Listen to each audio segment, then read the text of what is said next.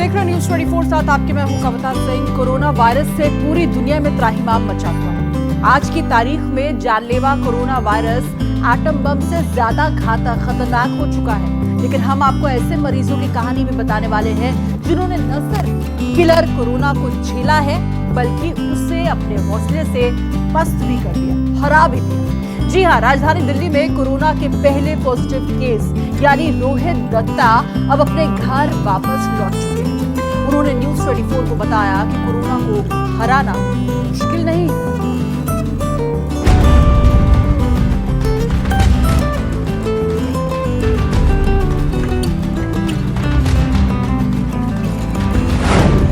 जिसने हिंदुस्तान में कोरोना को झेला,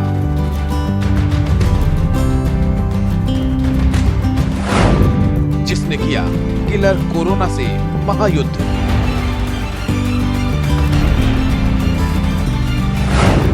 जिसकी हिम्मत के सामने कोरोना ने तोड़ा दम।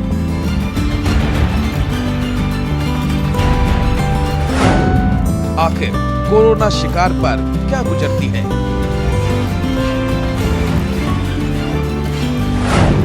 कोरोना मरीज को किस तरह के टेस्ट से पड़ता है गुजरना?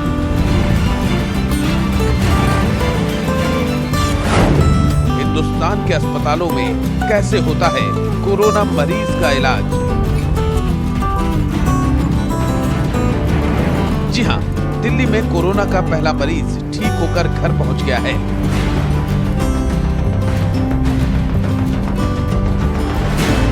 रोहित दत्ता, उम्र 45 साल, निवासी मयूर विहार, दिल्ली। रोहित दत्ता ने डॉक्टरों की मदद से कोरोना को हरा दिया है। लोगों को कोरोना से डरने और घबराने की नहीं, सावधानी बरतने की बात कर रहे हैं, खासकर सफाई पर पूरा ध्यान देने की। कोरोना को झेल चुके रोहित दत्ता के मुताबिक उन्हें जिस आइसोलेशन वार्ड में रखा गया था वो बेहद शानदार था। उनको वहां पर टीवी देखने और किताबें पढ़ने की सुविधा थी। इसके अलावा वो समय समय पर अपने परिवार के लोगों से भी बातचीत कर सकते थे। दरअसल रोहित दत्ता 25 फरवरी को इटली से दिल्ली पहुंचे।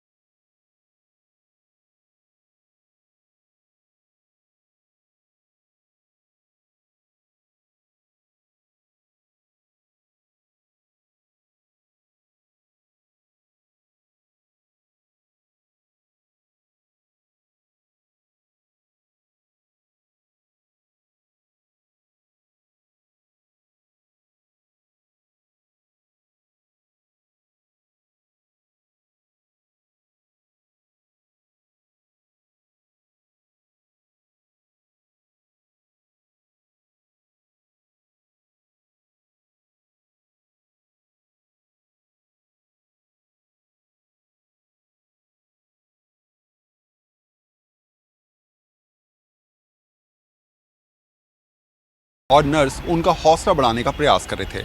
केंद्रीय स्वास्थ्य मंत्री डॉक्टर हर्षवर्धन ने भी उनसे बातचीत करी और कहा कि वो जल्दी स्वस्थ होकर घर चले जाएंगे। इसके अलावा परिवार के लोग भी लगातार रोहित से फोन के जरिए संपर्क में थे।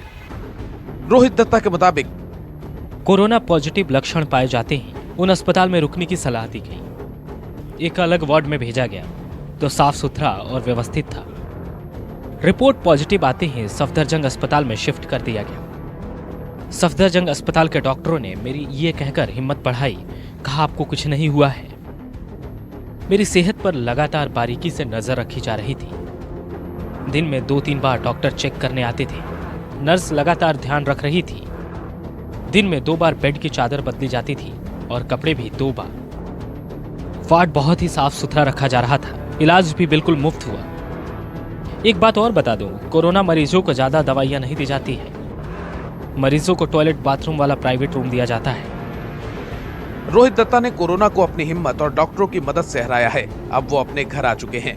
डॉक्टरों ने उन्हें अगले 14 दिनों तक घर में ही रहने की सलाह दी है।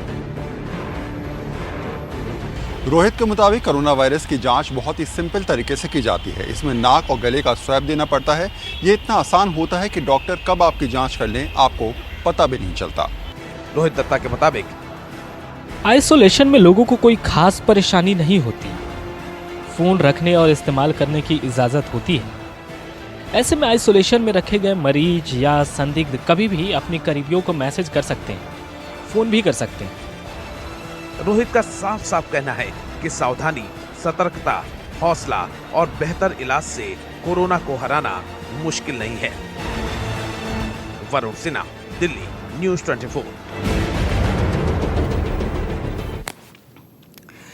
तो आपने देखा किस तरीके से खुद को आइसोलेट करते हुए एक शख्स ने इस डर को, इस दहशत को पूरी तरीके से पस्त कर दिया, हरा दिया। देश की राजधानी दिल्ली से ये बड़ी खबर आ रही है और हम आपको लगातार उस फाइटर से मिलवा भी रहे हैं, उसके बारे में जानकारी भी दे रहे हैं, जिससे कोरोना को हरा दिया है। मुश्किल कुछ भी नहीं है, लेकिन जरूरी यह है कि आपको सावधानी बरतनी होगी, आपको सेल्फ हाइजीन का ख्याल रखना होगा और सबसे बड़ी बात यह कि आपको खुद को पूरी तरीके से आइसोलेट करना होगा ताकि आप दूसरों के संपर्क में न आए, क्योंकि ये वायरस बहुत तेजी से फैलता है। इसलिए प्रधानमंत्री नरेंद्र मोदी भी लगातार यही कह रहे हैं कि जब तक बहुत जरूरी न हो आप देश के बाहर न जाएं, किसी तरह की यात्रा न करें, बल्कि सोशलाइजिंग भी आप रोकें, खुद को रोके और घर में ही कहीं ना कहीं रोकने की और रुकने की कोशिश करें।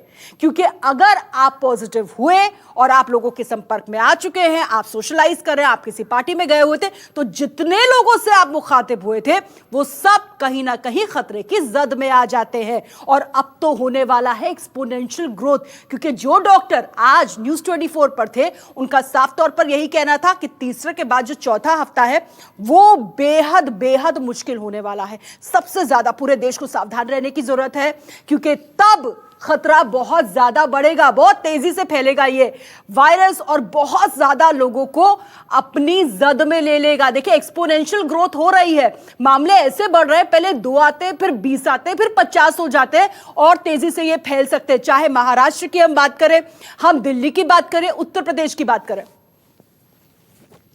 हिंदुस्तान में कोरोना का पहला पॉजिटिव मामला केरल से आया। आपको याद होगा चीन के वुहान में मेडिकल की छात्रा जब हिंदुस्तान आई तो उसमें कोरोना पॉजिटिव पाया गया, लेकिन इस लड़की ने भी बड़ी हिम्मत दिखाई और कोरोना को आखिरकार हरा दिया।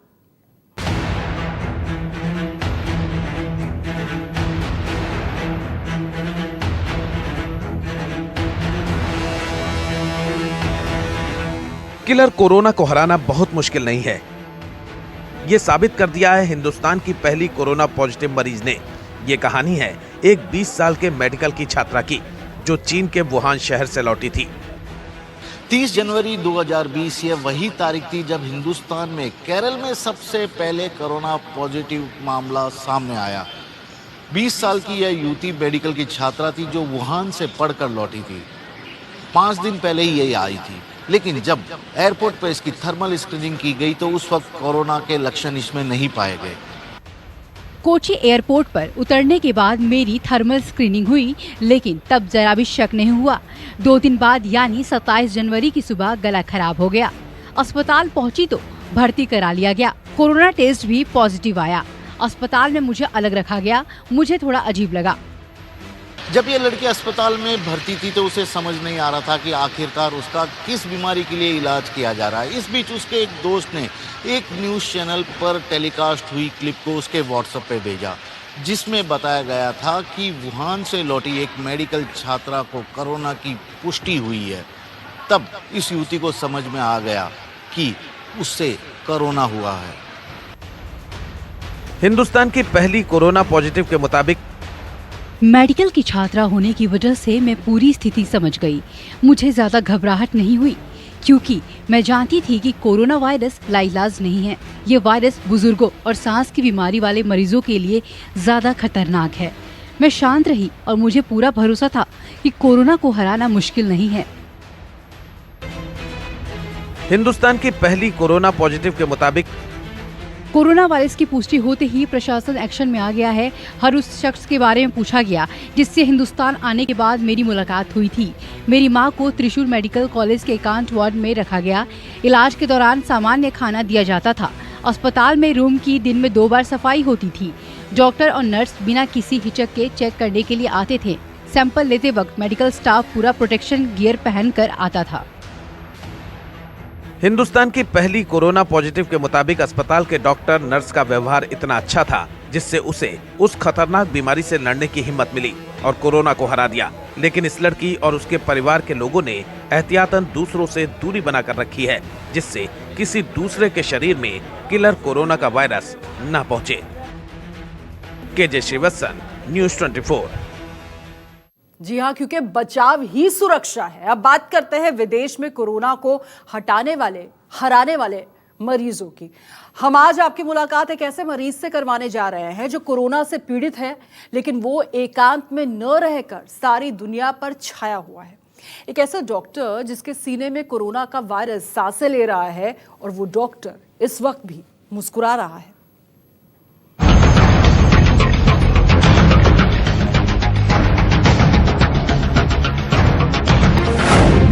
स्पेन के संक्रमित डॉक्टर का दर्द कोरोना।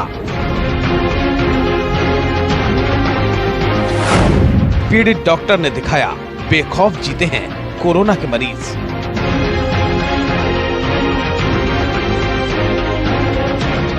एक डॉक्टर की किस्मत ऐसी कि वो दूसरों को बचाते बचाते खुद ही कोरोना के चपेट में आ गए। स्पेन के डॉक्टर चेन बीमारों का इलाज करने के बाद अपने घर के लिए निकले थे। रास्ते में उन्हें बीमार महसूस हुआ।